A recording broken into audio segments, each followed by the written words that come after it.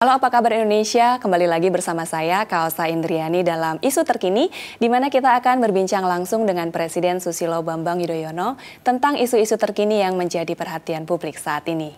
Bapak Presiden, saat ini ramai dibicarakan adalah tentang RAPBN 2015 dan juga APBN 2014. Awalnya hal ini diangkat oleh tim transisi dari Presiden terpilih Bapak Joko Widodo yang kemudian diamplifikasi secara luas oleh media konvensional. Bagaimana menurut pendapat Bapak? RAPBN 2015 itu sebagaimana yang saya jelaskan dalam pidato saya di hadapan DPR dan DPD adalah kebijakan dasar fiskal kita, baseline budget. Artinya masih ada ruang untuk sebuah perubahan.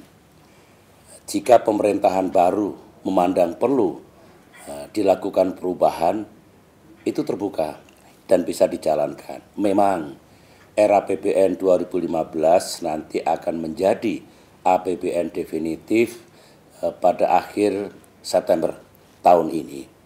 Sehingga kalau akan ada perubahan yang terbuka melalui APBNP 2015 sebagaimana yang dulu kami lakukan pada tahun 2005.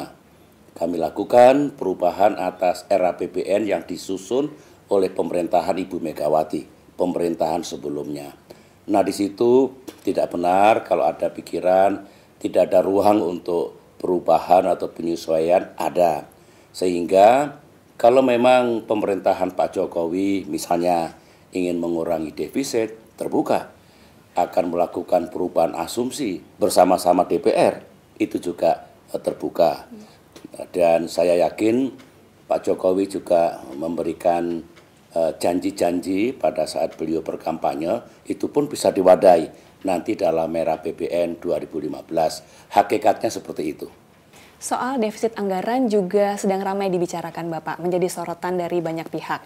Sebenarnya apa pengertian dari defisit anggaran ini dan seberapa besar defisit anggaran ini dibenarkan atau angka defisit yang sepertinya dikatakan baik? Ya, defisit itu sebenarnya selisih antara pendapatan yang diterima oleh negara dengan yang dibelanjakan oleh negara itu. Kalau pendapatan kita lebih sedikit dibandingkan yang kita belanjakan, itu berarti APBN kita mengalami defisit. Dan terus terang, selama ini pemerintah kita mengalami defisit dalam anggarannya. Dan ini tidak dilarang. Hampir semua negara di dunia ini juga memiliki defisit dalam anggaran mereka. Tentang berapa jumlahnya atau berapa besar defisit itu dibenarkan dalam undang-undang kita, itu sepanjang tidak melebihi 3%. Contoh, RAPBN 2015, defisit yang kita rencanakan adalah 2,32%. Sedangkan defisit dalam APBN perubahan tahun 2014 ini 2,4%. Masih di bawah angka 3%. Jadi belum mengancam atau tidak mengancam keselamatan APBN kita. Bahwa ada yang punya pikiran sebaiknya diturunkan. Oh, boleh saja. Karena kebijakan fiskal itu kan pilihan. Selalu ada plus dan minusnya. Tetapi intinya adalah bisa menurunkan defisit. Contohnya, pemerintahan yang saya pimpin ini beberapa kali menaikkan harga BBM, menaikkan tarif dasar listrik, melakukan pemotongan anggaran. Semuanya itu sebetulnya agar fiskal kita sehat, APBN kita terjaga. Dengan demikian defisitnya juga diharapkan turun. Tahun 2013 yang lalu, BBM kita naikkan rata-rata 33%. Tahun ini pemerintah menaikkan tarif dasar listrik. Pertamina berencana menaikkan bahan bakar gas LPG 12 kg. Dan jangan lupa, pemerintah tahun ini melakukan pemotongan anggaran dalam jumlah yang signifikan. Memang kami mengusulkan dipotong 100 triliun, tapi DPR tidak setuju. Alot sekali dan bahkan deadlock. Akhirnya disetujui dikurangi 43 triliun rupiah. Ya baik, defisit kita bisa kita turunkan. Jadi sebetulnya itu kalau kita berbicara defisit dalam konteks anggaran atau konteks APBN. Kebijakan subsidi yang dilaksanakan oleh pemerintah juga mendapatkan sorotan. Sejumlah kalangan menginginkan agar subsidi ini secara signifikan terus dikurangi. Apa komentar dari Bapak? Ya, sebenarnya persoalan subsidi ini selalu dihadapi dari satu pemerintahan ke pemerintahan yang lain, bukan hanya pemerintahan sekarang ini. Memang kausa bagi negara yang menganut sistem ekonomi yang sangat kapitalistik, atau rakyat sering menyebutnya misalnya neolib begitu, subsidi ini tidak disukai. Tapi saya berpendapat lain. Untuk Indonesia, mengingat masih banyak saudara-saudara kita yang miskin, yang daya belinya rendah, kalau subsidi itu betul-betul untuk menolong rakyat, jumlahnya tidak berlebihan dan juga tepat sasaran, saya kira tidak keliru. Inilah yang mesti kita jaga betul, subsidi yang pas. Dan saya berpendapat sama dengan yang disampaikan oleh banyak pihak, agar makin ke depan subsidi ini bisa dikurangi jumlahnya. Saya setuju. Dan sebenarnya pemerintah yang saya pimpin secara berkelanjutan juga berupaya untuk mengurangi subsidi itu. Berapa kali menaikkan harga BBM misalnya. Yang penting pengurangan subsidi itu harus secara bertahap, sehingga di satu sisi APBN kita bagus atau makin ideal, tetapi di sisi lain tidak memberikan beban yang berlebihan kepada rakyat kita ataupun goncangan sosial ekonomi. Tapi yang jelas saya sadar subsidi ini memang harus kita kurangi terus-menerus, dan pemerintahan sekarang pun melakukan itu. Saya yakin pemerintahan yang akan datang juga akan melakukan hal yang sama. Pemerintahan yang Bapak pimpin juga mendapatkan desakan untuk segera menaikkan harga BBM. Tak kurang Pak Jokowi dan juga Pak Yusuf Kalla yang mengatakan hal itu. Namun sepertinya Bapak memiliki pandangan yang berbeda. Bisa dijelaskan Bapak? Benar, saya juga merasakan tekanan ataupun desakan kepada pemerintah yang saya pimpin untuk menaikkan BBM ini boleh dikata luar biasa. Paling tidak dari kalangan partai politik tertentu, dari media konvensional tertentu, dan juga sejumlah pihak begitu. Ingat saya tahun 2004 dulu saya tidak mendesak pemerintahan yang ada untuk segera menaikkan bahan bakar minyak, padahal dulu gapnya jauh sekali antara harga yang disubsidi dengan harga keekonomiannya. Saya ingin memahami mengapa saya dipaksa betul untuk segera menaikkan BBM. Alasannya agar bisa menurunkan defisit. Nah kalau itu kan kami sudah melakukan langkah-langkah untuk itu. Tahun lalu sekali lagi BBM sudah kami naikkan. Tahun ini menaikkan harga listrik, bahan bakar gas, pemotongan anggaran. Kan itu juga dalam rangka mengurangi defisit. Dan jangan lupa sebetulnya kausa dulu setiap pemerintah mengusulkan kenaikan BBM selalu ditolak oleh kalangan DPR. Sejumlah fraksi bahkan sejak awal tidak pernah setuju kalau saya menaikkan harga BBM. Alasannya kami menolak usulan pemerintah karena kalau BBM dinaikkan, inflasi naik, kemiskinan membengkak. Nah, justru sekarang mengapa tiba-tiba kami dipaksa menaikkan harga BBM? Tidakkah meningkatkan kemiskinan? Tidakkah membebani masyarakat kita? Oleh karena itu saya punya pandangan yang berbeda. Kalau harus saya naikkan lagi BBM tahun ini, beban rakyat terlalu berat. Kasihan mereka. Tetapi saya akan juga terus memantau perkembangan. Ada yang saya sebut dengan contingency.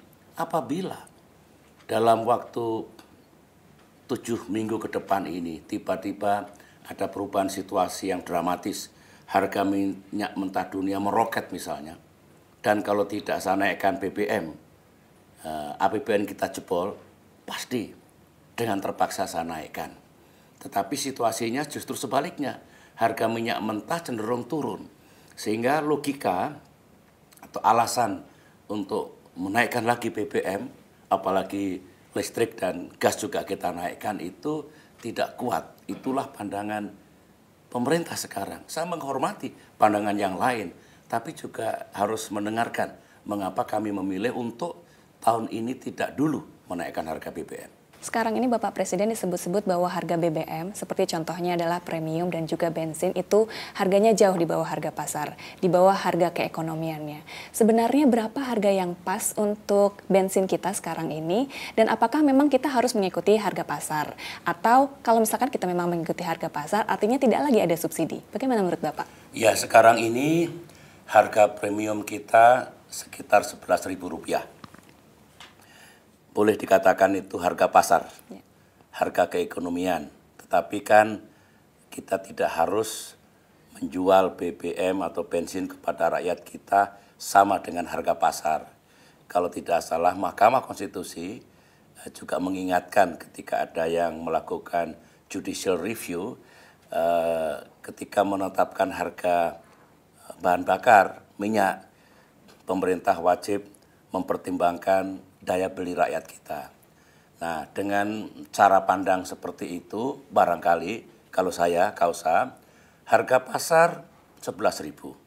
Bisa saja pemerintah menginginkan harga premium atau bensin itu 9.000. Kalau daya beli rakyat meningkat lagi bisa 10.000. Nah, kalau kita ingin 9.000, sekarang harganya 6.000, setelah kami naikkan tahun lalu, tinggal 3.000. Tinggal sekitar 50% gapnya, kurangnya. Artinya di masa depan dengan tahapan tertentu, kalau misalkan akan dinaikkan 2 kali misalkan, setiap kenaikan itu hanya sekitar 25%. Bandingkan dulu, waktu tahun 2005 kami menaikkan, karena 2004 tidak naik, kami harus menaikkan 2 kali dan jumlahnya 140%. Berat sekali. Nah, dengan penjelasan tadi menurut saya, alhamdulillah makin kecil gapnya. Dengan demikian penyesuaian di masa depan itu akan lebih mudah dibandingkan kalau gapnya masih jauh dan setiap saat harus menaikkan harga BBM itu dengan harga yang jauh lebih tinggi, sehingga menurut saya bagaimanapun dampaknya inflasi, kenaikan harga-harga, dan rakyat miskin yang akan menanggung bebannya. Itu pandangan saya tentang berapa sih harga yang pas terhadap BBM yang masih kita berikan subsidi. Ada beberapa pihak yang berkata keras bahwa jika pemerintahan sekarang tidak mau menaikkan harga BBM, artinya akan membebani pemerintahan Pak Jokowi. Namun sebaliknya, jika pemerintah menaikkan harga BBM, itu bisa menyukseskan pemerintahan mendatang. Apa komentar dari Bapak? Iya, tidak baik menurut saya kalau menuduh sebuah pemerintahan membebani pemerintahan yang lain. Kan setiap pemerintahan, setiap pemimpin selalu menghadapi tantangannya dan dituntut untuk mengambil risiko, menghadapi dan menjawab tantangan itu.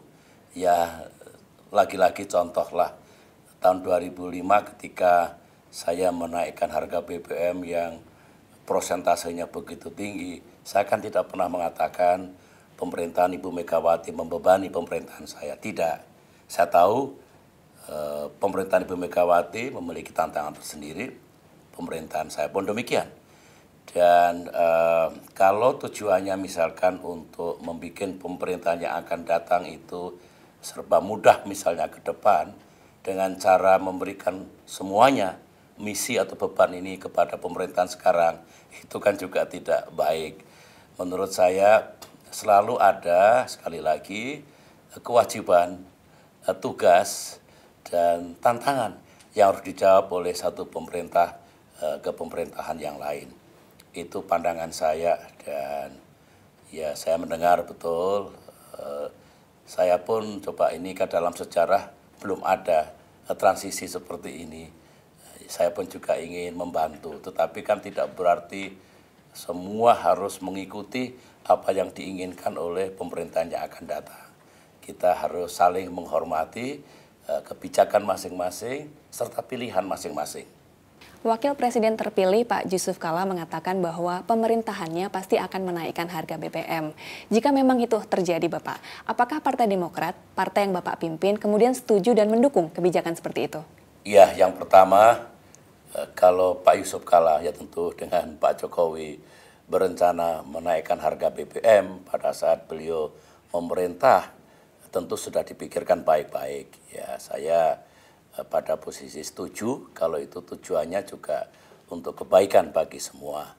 Tapi kalau misalkan dikejar lagi lantas partai yang saya pimpin, Partai Demokrat, sebagaimana partai-partai yang lain dalam mekanisme hubungan antara DPR dengan pemerintah, ditanya setuju apa tidak setuju, ya tentu berapa besar naiknya gitu.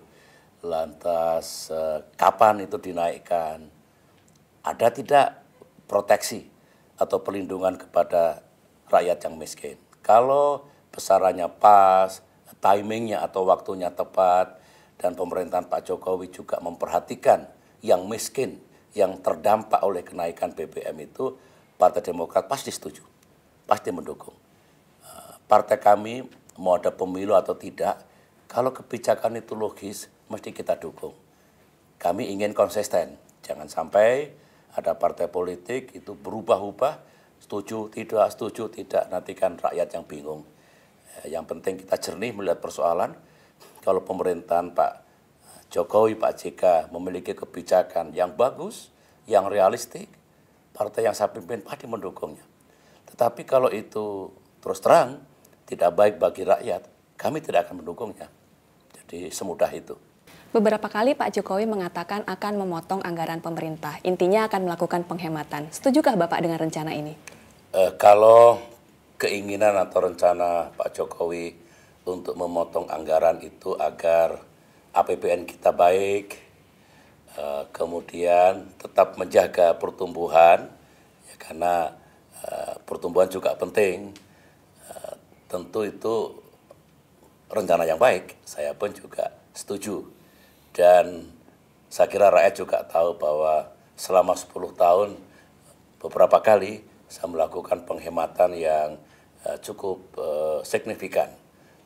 Pemotongan anggaran dan spending atau pembelanjaan yang bisa kita tunda.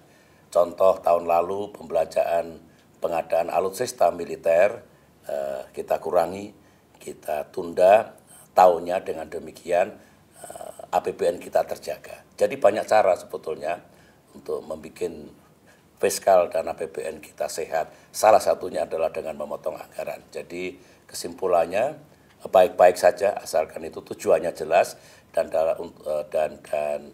membawa kebaikan bagi rakyat kita. Rakyat banyak yang mengetahui bahwa gaji presiden dan juga menteri selama 10 tahun ini tidak mengalami kenaikan. Sebaiknya gaji dari sejumlah pejabat negara, lembaga negara itu mengalami kenaikan. Bahkan konon katanya gaji dari pejabat BUMN itu jauh lebih tinggi dibandingkan oleh gaji presiden. Apakah Bapak Presiden tidak memiliki rencana untuk menaikkan gaji pejabat negara? Ada rencana untuk itu, Kausa, tetapi harus kembali kepada kebijakan dasar, ya. Memang dari dulu, sejak tahun 2005, kita niatkan untuk menaikkan dulu gaji pegawai negeri, terutama golongan rendah. Dan kenyataannya ada yang naik 4 kali lipat, jadi jauh lebih baik.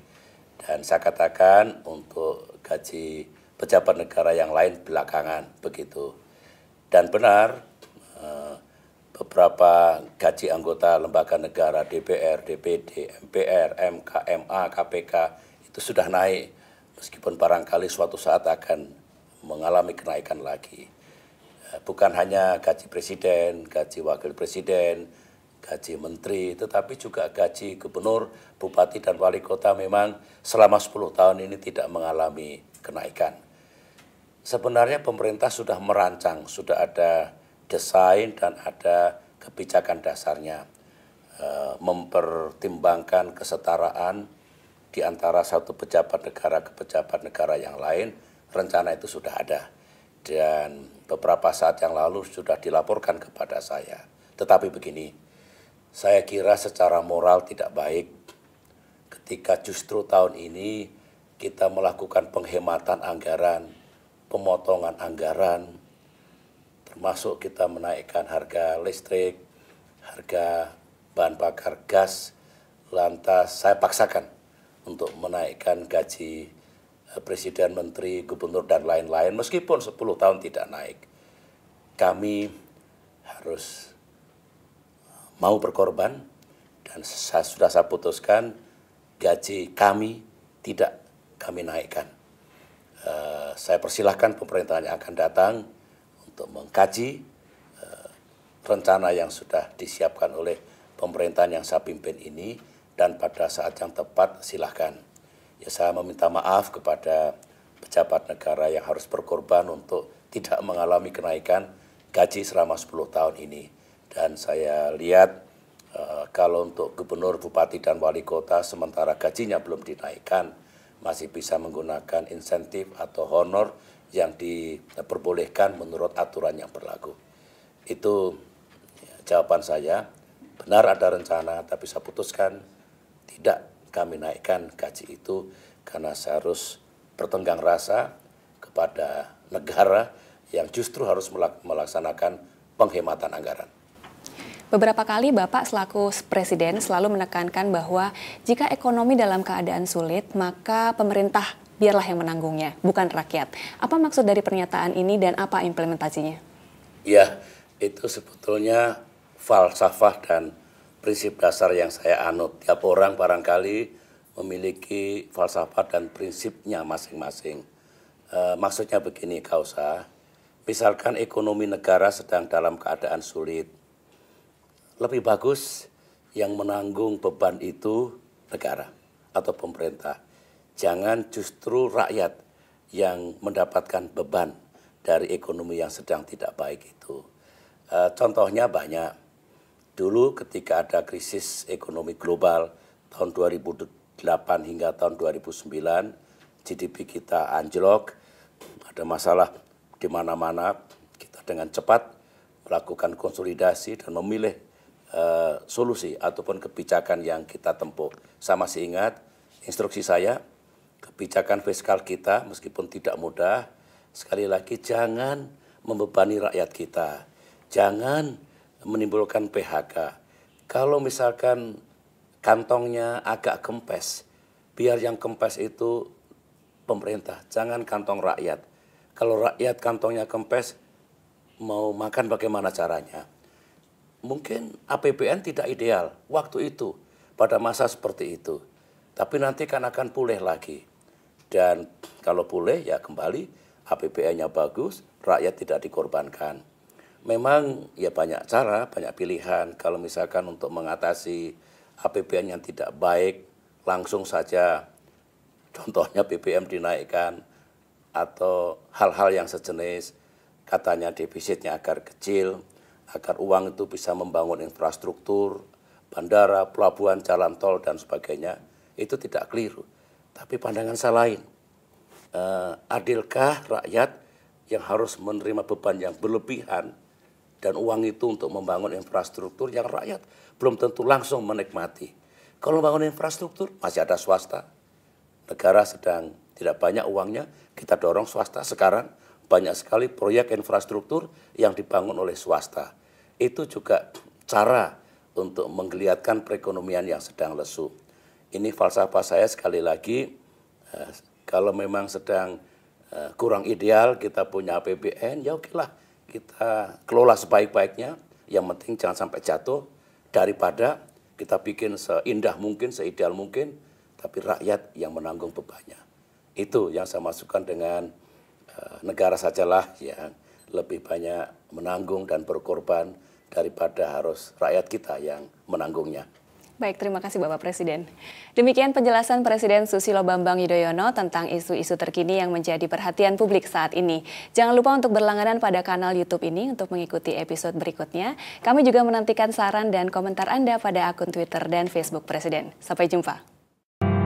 Ku bukan lagi kekasihmu, karena kau sudahi semua ini tanpa kata, tanpa ucap, kan dahulu kepadaku.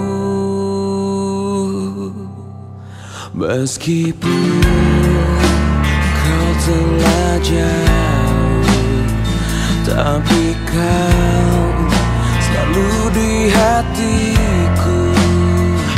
Meskipun kau bersamanya, tapi kau tetap di hatiku. Ku hanya bisa teteskan